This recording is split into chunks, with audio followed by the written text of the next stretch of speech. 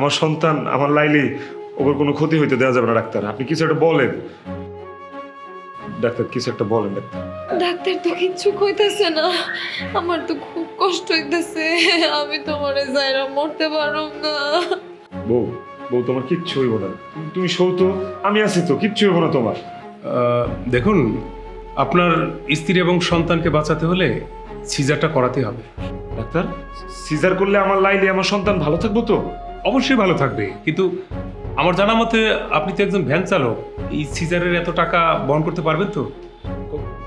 কত টাকা লাগবো ডাক্তার? কন না আমারে, আমি সব টাকা জোগাড় করে ফেলাম, কন।